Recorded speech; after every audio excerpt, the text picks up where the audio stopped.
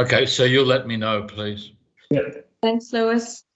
Can I just ask a question, Ross? What distinguishes these two as opposed to the last one? I don't know. In terms of a public meeting, none of them have had more than 10 objections.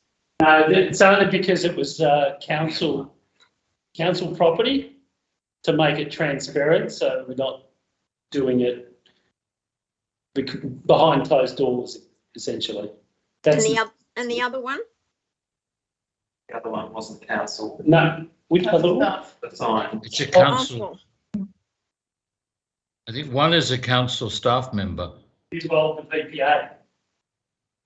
That's why. Sorry, I didn't catch that. What? Sorry, it would have involved the VPA if it were to be approved. We'd be considering a VPA. Through you, Chairman, we are now live. I'm now about to let everyone else into the room. Thank you very much and welcome to the public meeting this afternoon.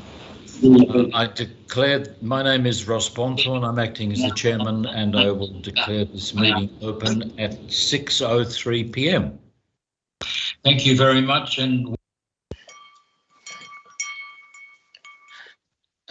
the purpose of the Bayside Planning Panel, I'll just outline, is that the panel is charged with considering planning proposals of any scale and value and determining development applications where the value is less than $30 million and where there is a potential conflict of interest, or it is a contentious development, or there is a substantial departure from the development standards, or it is a sensitive development. Council no longer considers these types of developments. In particular, the panel must consider development applications which have attracted 10 or more unique objections in a public meeting. Others can be considered outside a public meeting. All decisions are published on the Council's website, normally within 10 days. Live streaming. This public meeting is being recorded and is live streamed to Council's YouTube page. The recording is an official record of Council and may be made available to persons upon request in accordance with the Freedom from Information legislation, Government Information Public Access Act 2009. Applicants and members of the public that are registered to speak on an item will be asked to unmute their phone or computer at the relevant time to address the panel and to answer any questions. Alternatively, members of the public may have registered for the meeting by making a written submission, which has been provided to all panel members. Once the panel has heard from all of the speakers, including the applicants, we will either make a decision during the public meeting or adjourn to consider our decisions. As previously mentioned, all decisions of the panel are published on the Council website. My name is Ross Bonthorn, and as I indicated, I'm chairing this meeting. I'm an architect planner. I've recently been involved in a number of large-scale urban design, conceptual, strategic thinking projects. Previously, I was the principal architect for the Lend-Lease Group for some 29 years, and formerly a councillor and an alderman for the City of Sydney and also for Pittwater Council. I was appointed to a number of these similar committees and am pleased to be chairing this meeting tonight. Let me introduce the other members of the panel. Jan, if you could perhaps introduce yourself. Yes, Jan Morrell. I've been a planner for some 40 years and sit on a number of panels, and I have no conflicts of interest. Thank you. And Lindsay, if you could please introduce yourself. Thanks, Ross, and good evening, everyone. I'm a consultant planner. I've got qualifications in geography and natural resource management, town and country planning. I'm a consultant planner, and I sit on this panel and 3 others. I'm a member of the Planning Institute of Australia, and that's all from me. Thank you. And again, Katrina, welcome as our community representative. Thank you. Good evening, all. I'm Katrina Blando. I'm the community representative for this Bayside local planning panel meeting tonight. And my background, as well as being a community member living in this area, is as an architect with heritage experience. Thank you. Thank you very much. Let me move to the agenda and item 1, acknowledgement of country. Bayside Council acknowledges the traditional custodians, the Gadjidjal and Bindjidjal people of the Eora Nation, and pays respects to elders past, present and emerging.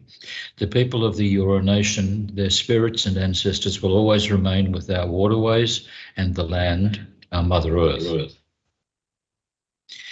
The second item are apologies, and I believe there are no apologies. We have all members of the panel for tonight. Disclosures of interest, item number 3. My understanding is there are no disclosures of interest. If the panel members could confirm that, please. No disclosures. Thank you, Ross. I have no known conflicts of interest. Thank you. And Jan's on mute. Jan, you've already indicated that you have no conflict of interest. Thank you. Minutes of the previous meetings. It's item 4.1, Bayside Local Planning Panel, 23rd of August 2022. The Bayside Local Planning Panel notes that the minutes of the Bayside Local Planning Panel meeting held on the 23rd of August 2022 have been confirmed as a true record of the proceedings by the chairperson of that meeting. Item number 5, reports of planning proposals. There are no planning proposals to be considered tonight. Item number 6, reports of development applications, and there are 2 reports that have been received and are on the agenda tonight. The first is item 6.1, DA 2022/98, 24 Oswald Street, Rockdale.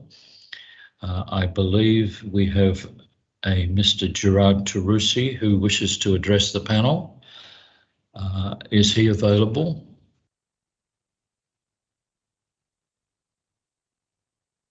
Mr. Tarusi? Mr. Chair, thank you. Thank you, Mr. Tarusi. Thank you. You have nominally 3 minutes and we'll give you a warning at 2 minutes. And you're aware that there is a recommendation for refusal. So if you'd like to address the report and the panel, thank you. Thank you, Mr. Chair, panel members. This is a development application for subdivision of an approved dual occupancy development. One lot actually complies with the LEP in terms of its minimum area requirement, while the second lot has a shortfall of 5.87 square metres or a variation of 1.68%. Clause 4.1 of the Council's LEP is a development standard that stands on its own. It simply relates to subdivision. It's not worded in a manner that prohibits development unless you meet specific requirements, which sometimes exists in other LGAs. Justice Robson of the Land and Environment Court has held that compliance with a development standard means you've met the objectives of the standard. Therefore, the debate is whether a variation to one of the allotments of less than 6 square metres or a variation of 1.68 is so significant that one would conclude that the specific allotment does not meet the objectives of the standard.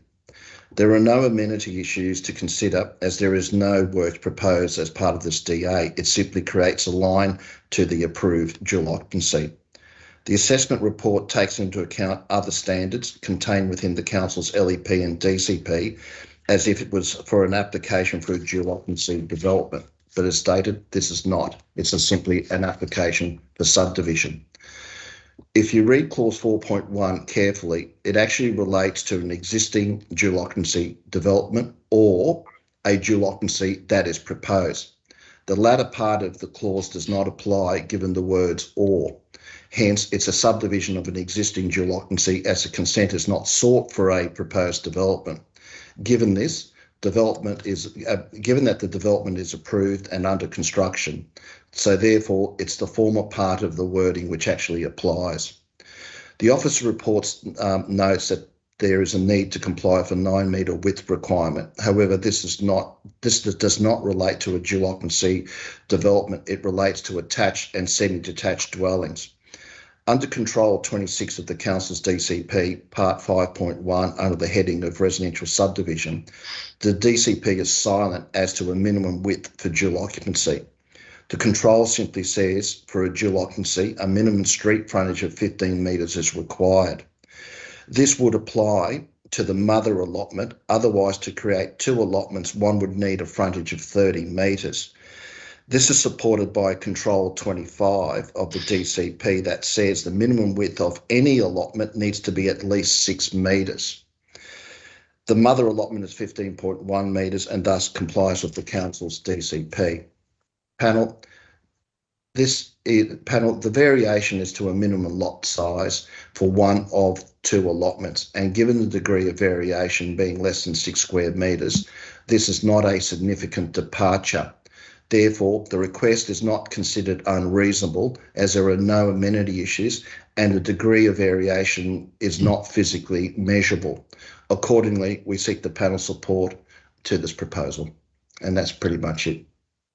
Thank you very much. Panel members, do you have any questions or comments, particularly questions to Mr. Teresi?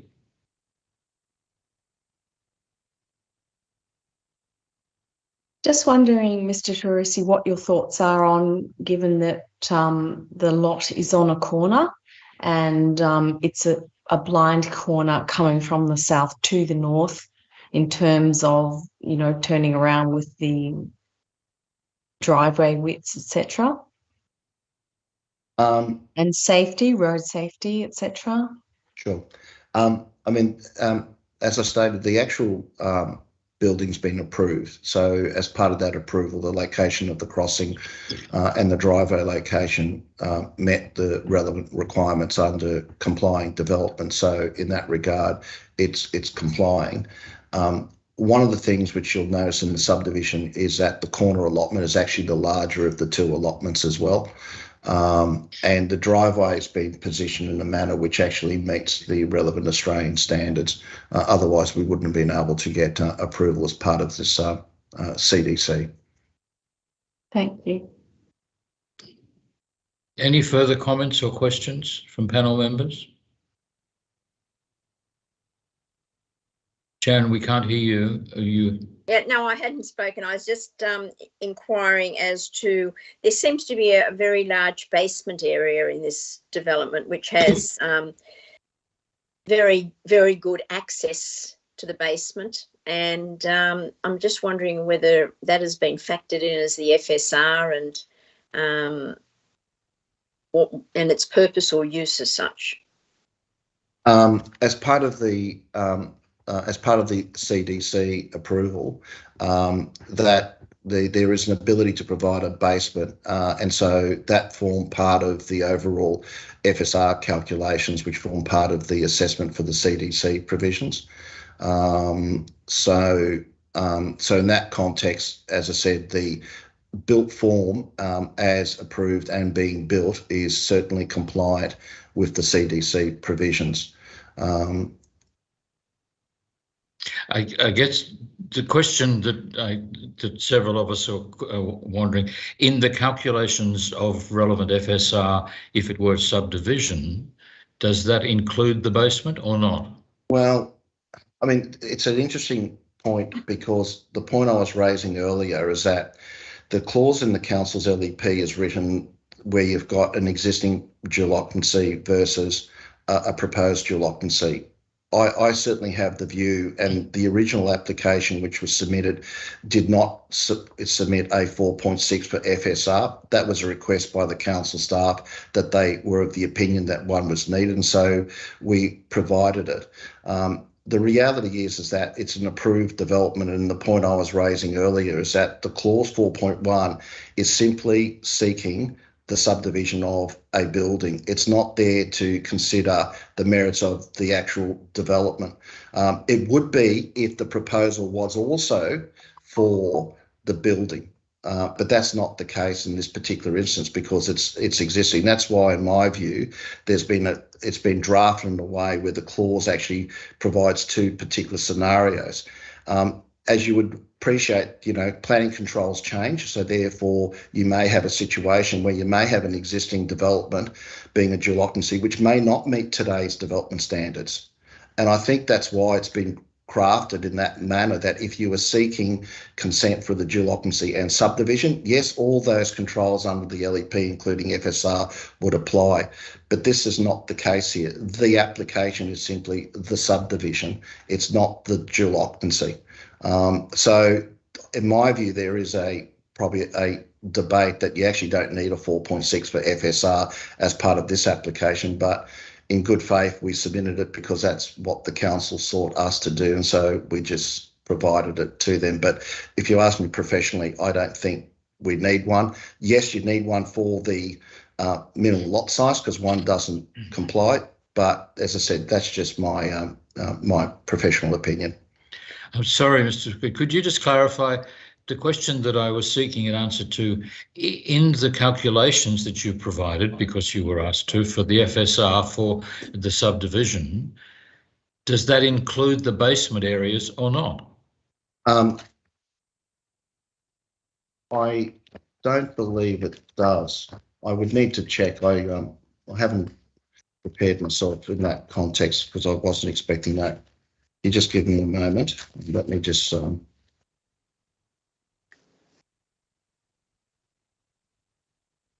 because if I understand the report, one of the lots technically complies with the allowable FSR if it were subdivision, and one does not. And it is potentially that one of the lots could even have further development on it because it doesn't achieve the extent of FSR that is possible. But that all hinges on whether or not the two basements are included in those calculations or not. Yeah, no, it hasn't included the actual basements because those basements were for storage purposes, so they wouldn't meet the definition of GFA because they're not habitable spaces. And I think, off memory, the plans show them as storage. The word storage is written on them, but they have dimensions that could indicate other uses are possible. And the question is it likely to be used for other uses? That's not the intention. It's been set aside for the purpose of storage. Okay. Sorry, panel member. I wasn't prepared on that particular question. I'm sorry. You can understand the question. I do now, but I've sort of had a look at the plans and the controls, the calculations, and as I said, we didn't include them because of that reason. And then it would be interesting to have your comment, if you would. Generally, because I think all panel members are familiar with the site, we've in fact been, some of us, involved in other developments adjoining this particular site. Do you believe that the pattern of subdivision that is proposed with this is consistent with the pattern of subdivision in the neighbourhood and precinct? I guess it comes back to the point I was making where Justice Robson has actually dealt with this issue in a previous appeal matter where he's formed the view that in meeting the development standard, you've met the objectives. So the fact that you would be compliant, for instance, even on one of those allotments, we've obviously met, therefore the test would be, which would be in part the subdivision pattern. I mean, the reality is, and I think what you've got to, and it's a challenge with these dual occupancies, is the fact that there is an approval for two dwellings on the site. The fact that you are putting a line which creates two ownership or entitlements doesn't, in my view, alter the broader subdivision pattern of the area, because the actual configuration of the lots which facilitated the development is one which obviously by default would meet that requirement. Because the reality is, if you strata title this, we wouldn't be having this debate, because strata title, there is no minimum requirement. And if I recall correctly as well, the panel might be mindful that this application has been before the council previously. At one stage, it was actually recommended for approval, and the council staff at that time also previously did support the subdivision pattern. I mean, ultimately it was refused, and then the applicant went down the track of a CDC because the provisions had subsequently changed. So there has been some history on the site which actually shows that there has been support by the council for a 2-lot subdivision. So I suppose that just takes us to the question then, well, a strata title would be permissible. And I'm just also looking at the driveway. There's going to be a shared driveway situation. So is there in the proposal an easement or reciprocal easements for each lot? There would be, that would be the case. There would have to be reciprocal rights of way over the driveway to be able to access. That's correct. Is that proposed?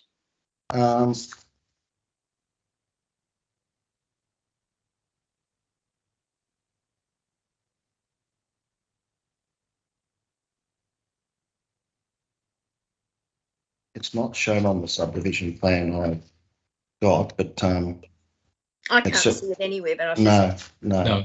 It's not documented, but that would have been a position which could be conditioned, which there would need to be reciprocal rights of way over the actual driveway to be able to access lot 2. Because the difficulty is that we have at the moment, both lots, if it was subdivided, would then be entitled to a driveway to the street. Other than it's obviously linked directly to the development, and I wouldn't have any objections that a condition for subdivision has to be directly linked to an occupation certificate associated with the development which is being built. So there is a direct link to the approved development to, the subdivision is directly linked to the approved development. So therefore that would not enable anyone to try to alter it. And the reality is, if any of the panel members have gone past that the building's currently under construction. Mm. I know, but yes. It wouldn't stop in the future then. Yeah, but as I said, there's no reason why we couldn't have a condition which directly links this subdivision to that approval, and that's not uncommon either. Mm-hmm. And what was the case that you referred to, Robson and who? I don't recall. And the parties? No, okay. No, that's right. I don't recall. I do know that Justin Robson actually dealt with it. There's another matter which Commissioner O'Neill dealt with in a similar vein. It was a matter in Blacktown. It was on a subdivision, and she had formed the same view. I'm quite happy if it assists, because I'm sure the panel's not necessarily making a decision tonight, but I'm happy to supply those 2 cases which might assist on that. That's okay. I was just interested to know if you knew, okay. Thank you. Are there further comments or questions of Mr. Teresi? No. For me, I think it's all been covered by other panel members. Thank you. Thank you. Mr. Teresi, thank you very much for your time tonight. Do you have any brief final comments you'd like to make? No, it's all good. Thank you. Thank you very much, and we will determine, and you'll be notified hopefully within a few days of the decision that the panel will make. Thank you very much. Okay, bye. Good night. Good evening. And then if I can move on now to item 6.2, which is DA 2022-182, 2 Cook Park, Ramsgate Beach. It's a DA, and it is at the moment, there is a Mr. Glendenning who is wishing to address the panel. Good evening, panel. Thank you, Mr. Chair. I'm sorry, could you speak a little louder, Mr. Glendenning? I'm sorry, it's just a little louder. Yeah, thank you. I've taken the headphones out. Is that better, Mr. Chair? Yeah. Great. Thank you for the opportunity to speak. I won't take up too much time. The application's recommended, and there's no issues with the recommendation. I don't wish to make any comment on that. I thought it would probably be worth explaining to the panel that the application is a little unorthodox. The land is Crown land, which is managed by Bayside Council. Throughout the process of council property staff obtaining the general manager's consent, who we had understood was able to sign for owner's consent on behalf of Crown Lands, it was discovered that that power only existed over the existing lease area of the food and drink premises, which is the building itself. So a council put to the client's team an idea to separate the application into two. One application dealing with the lease area, which is the one before you tonight, and one dealing with an expanded lease area, which is basically for outdoor dining, and some awnings and other elements that add to the building. Given the late stage, no new documents were prepared. So a lot of the documents that you have for consideration tonight were requested by council in a pre-DA meeting from earlier in the year. And most of those apply to areas outside the lease. So in an application that's still not yet lodged because the owner's consent still hasn't been received from Crown Lands. So in effect, this application is really for a fit out and extension of hours into the morning with some signage and some external facade works. The use has an approval going back 30 years, and including to midnight trading, and with no limit on patron or staff numbers. So in effect, the application is quite simple, but unfortunately it's dressed up quite complicated because of the way the applications were split at the 11th hour. So was it, can I just ask, Brendan, was it formally amended? This was prior to lodgement. So But what we have before us tonight is for the outside area plus the restaurant. So it hasn't been amended as such formally. The plans don't depict that.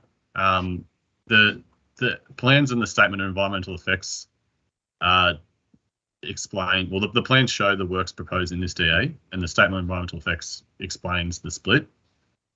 All other reports were not amended prior to lodgement, so that they deal with both DAs as though there are only one DA. Okay, that makes it difficult for us because the supporting documentation is not in respect of this DA per se. Yeah, I mean, I would probably argue that some of these documents, such as the plan of management, the noise impact assessment and the waste management plan, probably don't apply because all of the operational matters are approved except for that morning trading, which is effectively to sell coffee. I think trading has consent from 8 a.m. and this DA seeks consent from 6 a.m. Yep. I should say as well, I've got George Klimas here, who is the winning tenderer of this this project and is therefore the client and the applicant. He can answer any questions that the panel might have about how that he intends to operate the facility if the panel has questions about that. Do panel members have further questions?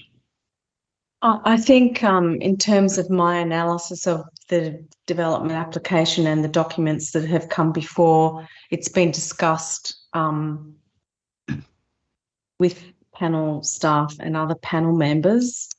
There are many questions, but I do think that the DA that is before us is not accurate. There are too many differences in terms of 62 people, 171 shared toilet facilities between 71 and 162 people are seriously different. So are all the requirements in terms of noise management. 62 people would have internal restaurant noise. They would operate on 9 square metres of storage, including a liquor licence. 171 people, and there are documents within the DA that talk about 171 people. It's very, very different, and to me it is 2 DAs merged into one that is dysfunctional in terms of us giving a determination tonight. But over to the rest of the panel. I've given 30 reasons why there are issues with it, and staff have acknowledged many of those. But over to the rest of the panel. What do you think?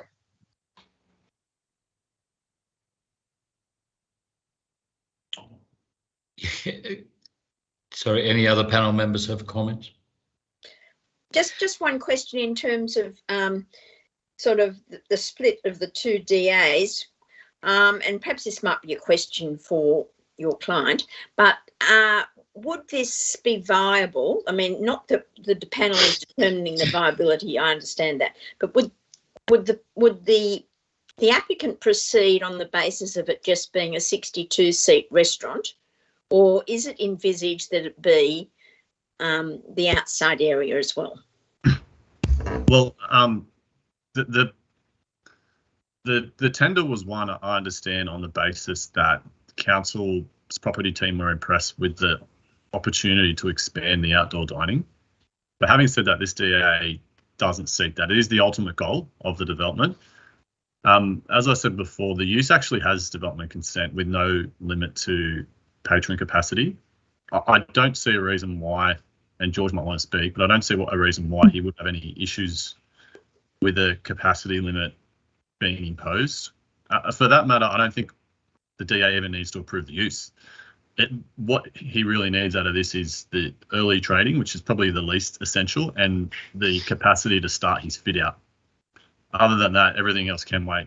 Correct me if I'm wrong, George, but everything else can wait to the second DA. Yeah, hi, can you guys hear me?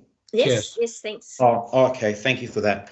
Yeah, basically, the DA that's in front of you now is only for the internal fit out, the 62 people, the change of the hours. There's an existing approval from 8 a.m. to midnight, and we seek to extend that from 6 a.m. to cater to the people at the park, using the park those 2 hours in the morning, and also the signage. All the rest is another DA that would come later. It might seem a little bit confusing, but if you hear Brendan's explanation, it will be two separate DAs. The only DA that you need to be of any concern is that for the 62 people internal fit out. Effectively, that business, that restaurant has been trading for 30 odd years. Yes, I know. In its current form. So basically all we're doing is adding 2 hours to the morning approval and changing the signage and renovating internal space. As far as the storage that you mentioned earlier, I think it's important to note that there might only be 9 or 11 odd square metres worth of dedicated storage, but we've added multiple storage options within the space. There's many above counter, below counter. We've got multiple underbench freezers and fridges. We've got multiple upright fridges and freezers. We've got a cool room. We have underbench seating that will also act as storage. So within the existing footprint of the building, we've got multiple storage facilities for storage. That was just one point that you mentioned earlier. Yeah, sorry. Thanks, George. That's good for clarification in relation to seating 62 diners, but the documentation that's been delivered to council and the panel is asked to determine on is completely confused. So there are plans with 171 people. There is a determination that relates to 62 people.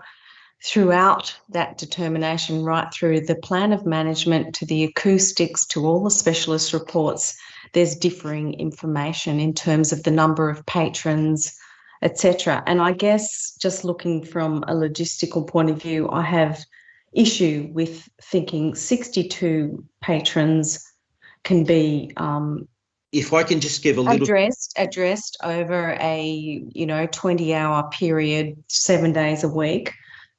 with a 9 square metre storage. It's not even cubed metre, that's 9 square metre storage area, which includes a liquor licence. There are all sorts of practical logistics that the panel are trying to come to terms with, and it doesn't really work, whether there's storage above ovens, below ovens, within, you know, other areas. And I also think that there is a facility, a toilet facility thing with 62 people sharing it with the patrons of the adjacent Surf Lifesaving Club over such a long period of the day and night, 7 days a week, 52 weeks a year. So the documentation for us is very difficult to deal with. And I have a number of concerns about all that. Right. I just want to give a little bit of context there, because we effectively, when we were dealing with the lady in the property department, she's no longer there. She told us basically how we were to lodge, that it was to cover in the whole concept. So we lodged. Can I just pull you up momentarily? Regarding, everybody needs to be aware that the person you've been dealing with in the property department is quite separate from the development assessment planners. Right. And perhaps what you've given is, I don't know what is appropriate for transfer of information, but we deal with the development application. So that's quite a different matter. And it's very clouded with the 2 development applications being considered, although the documentation in the agenda we have only relates to 1. Gerard, please. I think the panel clearly understands the desire you have for the work that is to be done within the existing building. And it has existing use rights, and in a sense, it's a continuation of what is happening. The confusion that some of us, and I guess I have had, was that much of the documentation that relates to that request is not related directly to it, because it is to do with a much bigger proposal, which is not to be considered. The suggestion that I would make to you is, if you are prepared to accept it, that clarification could be easily done by, in fact, compiling a DA, modifying the submission you've got marginally, by complying with, by making it so it's relevant to what you're seeking to do in the first stage, and that the panel might contemplate that could be handled as a deferral and resubmitted. So it's just the information for many of us, or all of us, I think, was something that needed to be put into the separate packages that has not been done at the present moment. And that, to me, would be acknowledging that, yes, there's existing use, but not locking in a lot of the information in things like the plan of management or the access report or the noise acoustic report or the staff numbers or the toilet numbers. All of that needs to be something which I would personally think is not difficult to collate, but in fact would clarify exactly what is being considered and desired for this first stage. And then if and when you wish to submit the second stage, it's a separate issue. I think the understanding that I have from the report is that that second stage is something that the council may or may not agree to. It's not necessarily, I believe, that was not necessarily part of the initial tendering process, and that you have chosen to, in fact, make a suggestion which could be a wonderful thing to do, but it was not part of the original tendering process. And so I'd be interested in your comments about not changing what you want to do, but to clarify the information that is supporting it so that it doesn't have the confusion it presently does. Can I answer that one, Mr. Chair? probably should just explain a couple of things about the history. And I think I hear what you're saying about amending documentation. As I said, the tender was won with that idea. I think your interpretation of that is right. George did instigate a pre-DA with council, which included the external dining area, and much of the documentation requested has come from that pre-DA, which was obviously dealing with the fact that the use seeks a large external dining area, which potentially has all these impacts that need to be controlled through a noise impact assessment, a waste management plan, and a plan of management. But as I said before, I think the patron numbers for this DA are not really relevant because we actually seek to impose a limit that doesn't exist now. The original DA already has no limit. I guess, I don't know, George might be happy to accept something that if the hours are taken out of the application, I think he just wants to be able to get started on the works. And I appreciate that the hours of operation from 6 to 8 may add some complication. But if the suggestion is to amend all documentation, what we would probably do is withdraw some documents, if anything. For example, the plan management. I don't think we need it at all. Yeah. I think that's what the chair is suggesting. Right. Yeah. So it's much clearer. Yep. I think, Gerald, I mean, it's to be totally open with you and transparent is that it is a use that is a great thing to have. And there's no question. It's just that the current documentation is seriously not related directly to what is desired to be approved. And so there's a concern that I have personally, and maybe other panel members have, that it may not be to your advantage to have something which does not fully describe what effectively could or should happen.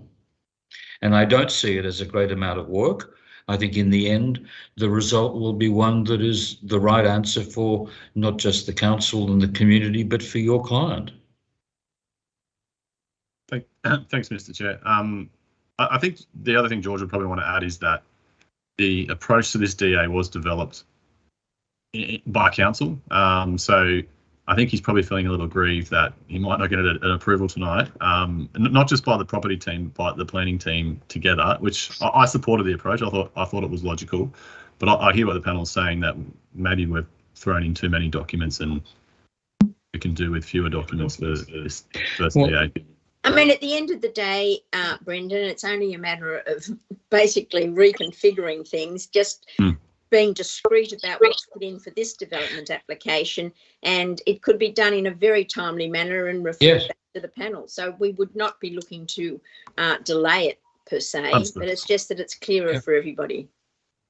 I mean, it's I guess also the sense that I'm not sure that the panel is able to rewrite your documents for you.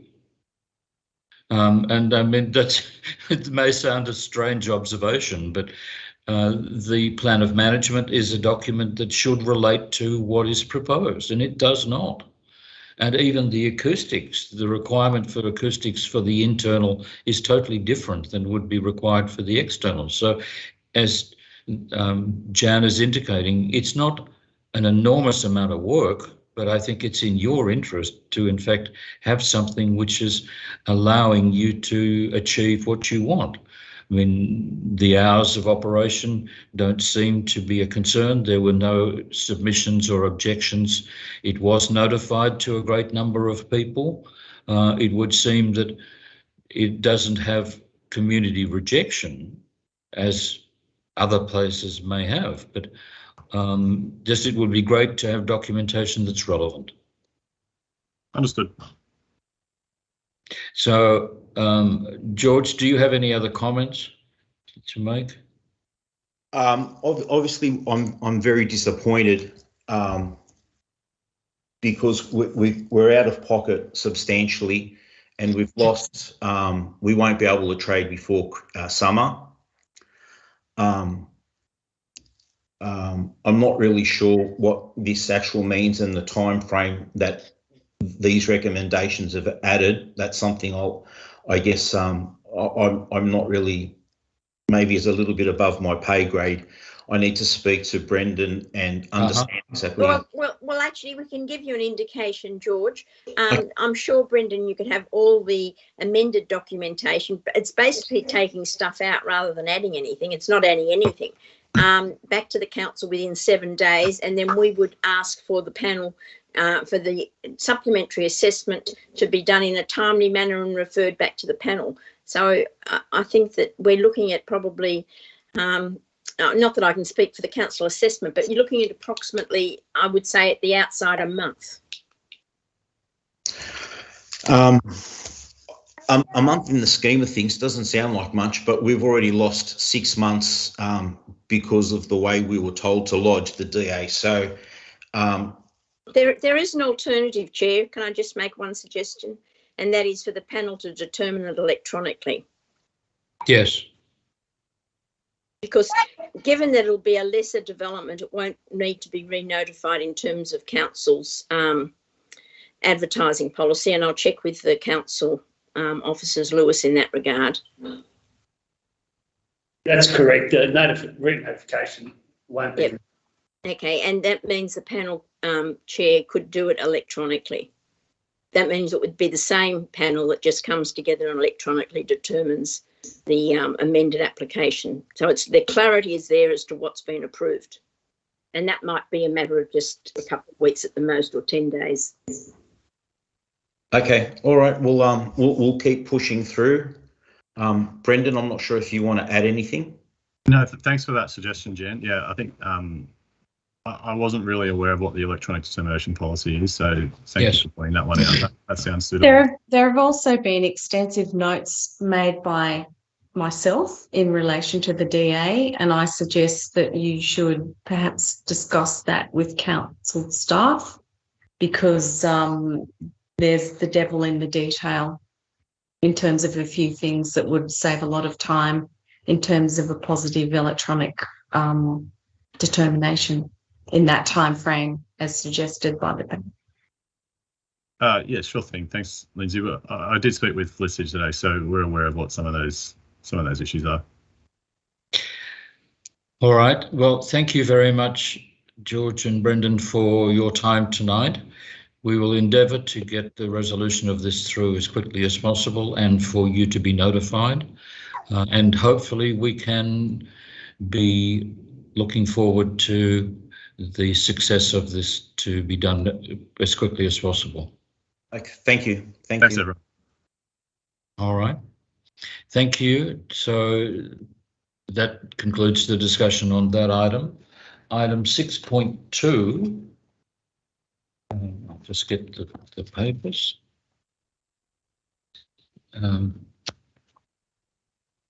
Sorry, just bear with me for one moment.